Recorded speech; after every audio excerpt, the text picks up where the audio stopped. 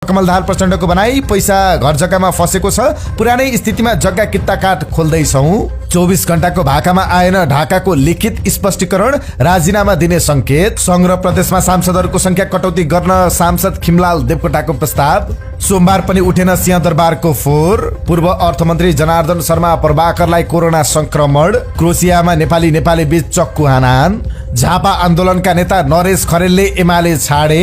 पर्यटन मन्त्रीले निगमका कार्यकारी निर्देशकलाई सोधे 5 बुँदे स्पष्टीकरण। पुलिसले पहिलो जित निकाल्दा चर्च बोइज र एपीएफले बराबरी खेल्दै अङ्क बाँडे। ब्रोकर कमिसन 0.15% कायम गर्न शेयर लगानीकर्ताको माग। र स्वास्थ्य प्रतिनिधिहरूसँग गरिएको छलफलमा प्रधानमन्त्रीले अर्थतन्त्र सुधारका लागि सरकार गम्भीर रूपमा लागि परेको बताउनु भएको छ।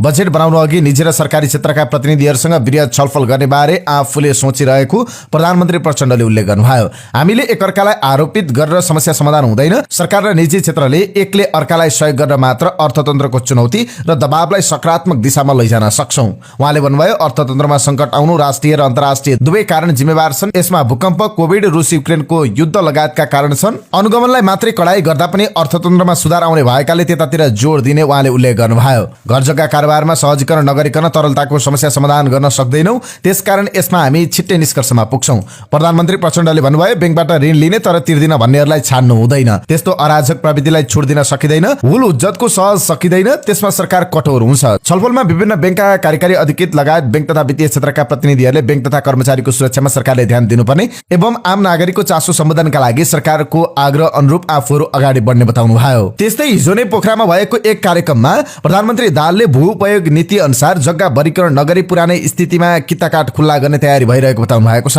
बजारमा तरलता अभाव हुनुको एउटा कारण जग्गामा पैसा फस्नु हो भन्ने निष्कर्ष निकाल्दै सरकारले पुरानै स्थितिमा किताकाट खुल्ला गर्न लागेको उहाँले बताउनु भयो। सोमबार पोखराबाट गएको उद्योगी व्यवसायीसँग सिंहदरबारमा भएको भेटमा उहाँले भन्नुभयो, तरलताको समस्या भनेको जग्गामा गएर पैसा फसेको छ, किताकाट रोकिएको छ। पुँजीको अभाव हुनुको एउटा कारण त्यो भन्ने कुराले हामीले जग्गाको वर्गीकरणवाला कुरोलाई थाती राखेर भए पनि पुरानै स्थितिमा लैजाने र किताकाट र जग्गा बेचबिखनलाई सैद्धान्तिक सहमति क्याबिनेटबाट दिने, त्यसो भयो भने अहिलेको क्राइसिस म्यानेज गर्छ भनेर हुन सक्ने जति कोसिस गरिरहेका छौं उहाँले भन्नुभयो। सरकारले यसै वर्ष ल्याएको भू उपयोग नियमावलीका कारण स्थानीय तहले कृषि र गैर कृषिजन्य जग्गाको वर्गीकरण गर्नुपर्छ।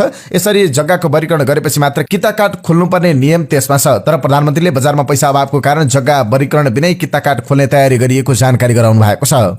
नेकपा एमालेका अध्यक्ष केपी शर्मा ओलीले आफूहरूले पञ्चायत र निरङ्कुश राजतन्त्र नटिक्ने पहिल्यै भनेको बताउनु भएको छ। राष्ट्रिय युवा संघ नेपालको महाधिवेशन सोमबार नेपालगञ्जमा उद्घाटन गर्दै अध्यक्ष ओलीले अहिले संघीय लोकतान्त्रिक गणतन्त्रमा पनि विकृति आएको बताउनु भयो।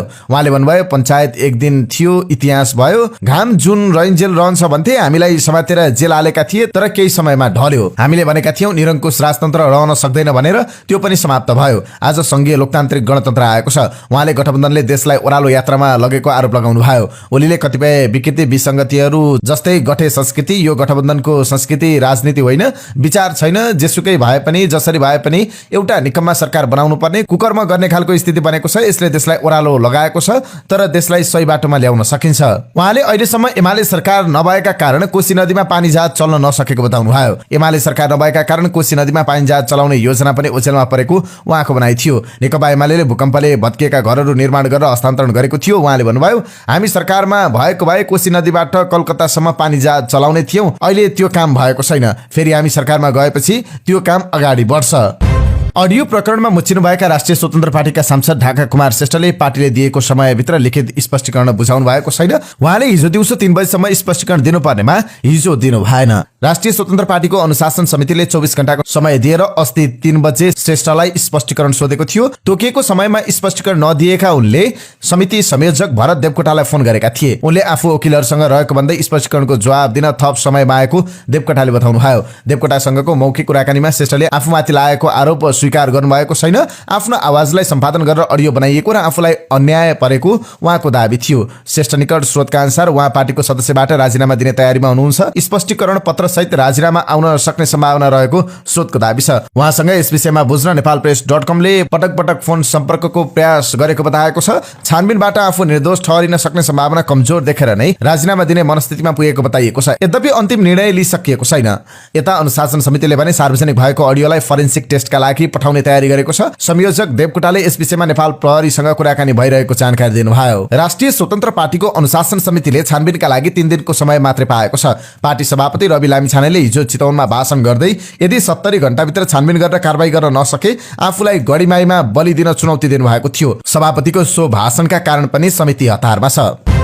आन्दोलनरत मिटर ब्याज पीडित र सरकारी प्रतिनिधि बीचको वार्ता सकारात्मक भएको छ। सोमबार गृह मन्त्रालयका सहसचिव प्रदीप कुमार कोइराला संयोजकत्वको टोलीले पीडितसँग गरेको दोस्रो वार्तामा दुवै पक्षबीच सकारात्मक कुराकानी भएको मिटर ब्याज पीडित संघर्ष समितिका प्रवक्ता मृग नवीनले बताउनुभयो। उहाँले वार्तामा सरकारी वार्ता टोली र आफूहरूले आफ्नो धारणा राखेको बताउनुभयो। उहाँले मिटर ब्याज अपराध छानबिन समिति र पीडित बीच भएको 5 बुँदे सहमतिका विषयमा छलफल गरेको बताउनुभयो।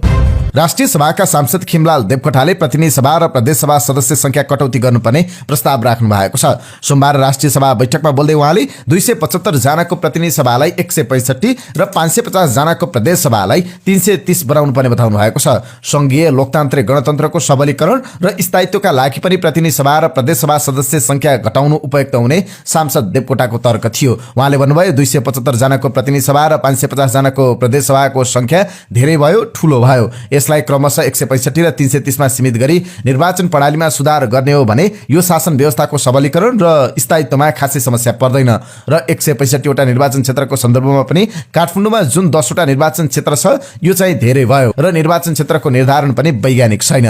सांसद देवकोटाले काठमाडौँमा धेरैवटा निर्वाचन क्षेत्र भएको बताउनुभयो। उहाँले निर्वाचन क्षेत्र निर्धारण वैज्ञानिक बनाउन पनि सरकारसँग माग गर्नुभयो। काठमाडौँ महानगरपालिकाका मेयर बालेन्द्र शाहको निर्देशनपछि आइतबारबाट उठ्न छाडेको सिंहदरबारको फोहोर हिजो पनि उठ्न सकेन। सङ्घ सरकारले आफूलाई नागरिकका समस्या समाधानमा सहयोग नगरेको आरोप लगाउँदै मेयर शाहले सिंहदरबार बालुवाटार र शीतल निवासको फोहोर नउठाउन परिवर्तन सेवा प्रणालीका कर्मचारीलाई निर्देशन दिनुभएको थियो। आइतबार बिहान सामाजिक सञ्जालमा एक स्ट्याटस लेख्दै मेयर शाहले सिंहदरबारका नेताहरूलाई सिस्टोलमा डम्पिङ गर्नुपर्ने र आइतबारबाट सिंहदरबारको फोहोर नउठाउने भन्नुभएको थियो। उहाँको सो अभिव्यक्तिपछि राजनीतिक दलका नेताहरूले उहाँको विरोध गरेका छन्। राजनीतिक दलका नेताहरूले जिम्मेवार पदमा बसेर गैर जिम्मेवार अभिव्यक्ति दिएको भन्दै मेयर शाहको विरोध गरेका छन्। यता मेयर शाहले भने 14 वटा बुदा लेख्दै कुन मन्त्रालयले आफूलाई कुन प्रस्तावमा सहयोग गरेनन् सामाजिक सञ्जाल मार्फत सार्वजनिक गर्नुभएको छ।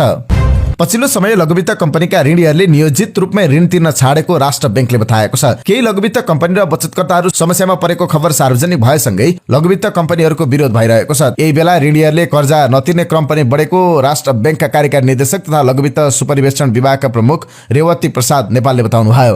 लघुवित्त विरोधी गतिविधि बढेसँगै कर्जा नतिर्ने क्रम बढेको छ। नेपालले भन्नुभयो माघदेखि चैतसम्म मात्र थप 5 अर्ब रुपियाँ ऋण बराबर भाका नागेर खराब भएको देखिएको छ। राष्ट्र बैंकका अधिकारीका अनुसार केही समय अगाडिसम्म लघुवित्तका ऋणी मध्ये 4 देखि 5% मात्रै ऋण नतिरेको पाइएको थियो। पछिल्लो समय भने ऋणीहरू नै लघुवित्त विरोधी आन्दोलनमा देखिन थालेका छन्। यो सँगै ऋण नतिर्नेको संख्या बढिरहेको राष्ट्र बैंकले उल्लेख गरेको छ। यसले गर्दा कम्पनीको खराब कर्जा पनि बढिरहेको छ। राष्ट्र बैंकको प्रारम्भिक तथ्याङ्क अनुसार खुद्रा कारोबार गर्ने लघुवित्त कम्पनीहरूको खराब कर्जा अनुपात चैत अन्तिमसम्म 6% छ। कम्पनीहरूको यस्तो खराब कर्जाको अनुपात पुसमा 4.68% थियो। खुद्रा कारोबार गर्ने लघुवित्त कम्पनीहरूले करिब 3 खर्ब 91 अर्ब रुपियाँ कर्जा लगानी गरेका छन्। पुस अन्तिमसम्म यसमध्ये 18 अर्ब 33 करोड रुपियाँ कर्जा खराब भएको थियो। चैतमा 23 अर्ब 48 करोड पुगेको प्रारम्भिक तथ्याङ्क छ। लघुवित्त विरुद्ध आन्दोलन चल्न थालेसँगै क्षमता भएकाले समेत ऋण तिर्न आनाकानी गरिरहेको देखिन्छ। तर लघुवित्तले ऋण दिन प्रयोग गर्ने निक्षेप ऋणीकै आफन्त साथीभाइ छर छिमेकीले बचत गरेको रकम हो। त्यसैले क्षमता हुनेले ऋण तिर्दै गर्नुपर्छ। शहरी विकास मन्त्री सीता गुरुङले फोहोरलाई देखाएर राजनीति गर्नु नहुने बताउनु भएको छ। सोमबार प्रतिनिधि सभा बैठकपछि संचारकर्मीसँग संक्षिप्त कुराकानी गर्दै मन्त्री गुरुङले काठमाडौँको फोहोर व्यवस्थापनका लागि मन्त्रालयको समन्वयन गर्ने मात्रै जिम्मेवारी रहेको बताउनुभयो। उहाँले फोहोर व्यवस्थापनको जिम्मेवारी काठमाडौँ महानगरपालिकाको भएको भन्दै मन्त्रालयले व्यवस्थापनका लागि समन्वयनकारी भूमिका निर्वाह गर्न कन्जुसाइ नगर्ने बताउनुभयो। उहाँले महानगरको सिंहदरबारको फोहोर नउठाउने कदमको सम्बन्धमा मन्त्रालयमा छलफल भएको र समस्या समाधानका लागि समिति नै बनाएर अगाडि बढ्न लागि बताउनुभयो। आफैले संरक्षण दिएकी बालिकालाई बलात्कार गरेको अभियोगमा दोषी ठहर भएका कञ्चनपुरका व्यवसायी सुशील चौटतलाई 18 वर्ष कैद सजाय सुनाइएको छ। जिल्ला अदालत ललितपुरकी न्यायाधीश सीता अधिकारीको इजलासले उनलाई 18 वर्ष 1 महिना कैद सजाय सुनाएको हो। सेस्तेदार विष्णु पाण्डेका अनुसार चटौतबाट पीडितलाई 8 लाख रुपियाँ क्षतिपूर्ति भराउने फैसलामा उल्लेख छ। सरकारी वकिल कार्यालयले सुशीललाई 18 देखि 20 वर्ष कैद सजाय माग गरेको थियो। कञ्चनपुर र ललितपुरको इमाडोल स्थित ग्रिन हिल सिटीको घर नम्बर 48 मा बस्ने चौतटले आफ्नै संरक्षणमा रहेकी 13 वर्षीय बालिकालाई बलात्कार गरेको भन्दै गएको वैशाख 11 गते सरकारी वकिल कार्यालयले जिल्ला अदालतमा मुद्दा दर्ता गरेको थियो। चौटत कालंगा बालिका हाइड्रो पावर लगायत कन्स्ट्रक्सन ट्रान्सपोर्ट होटल जस्ता व्यापारमा संलग्न छन्। यो मुद्दामा बालिका होस्टाइल भएकी थिइन्। अदालतमा बकपत्र गर्दा जाहेरी भन्दा उल्टो बयान दिनुलाई होस्टाइल हुनु भनिन्छ। लामो समय बलात्कारबारे कसैलाई भन्न नसकेकी 13 वर्षीय बालिका आफू बस्दै आएको घरबाट भागेर राज्यको संरक्षणमा पुगेकी थिइन्। तर उनी प्रहरी, राष्ट्रिय बाल अधिकार परिषद, सरकारी वकिल कार्यालय र अदालतको संरक्षण नपाएर बकपत्र फेर्ने परिबन्धमा फँसेकी थिइन्। उनलाई संरक्षण दिन राज्य चुकेपछि उनी होस्टाइल हुन पुगेको देखिएको थियो।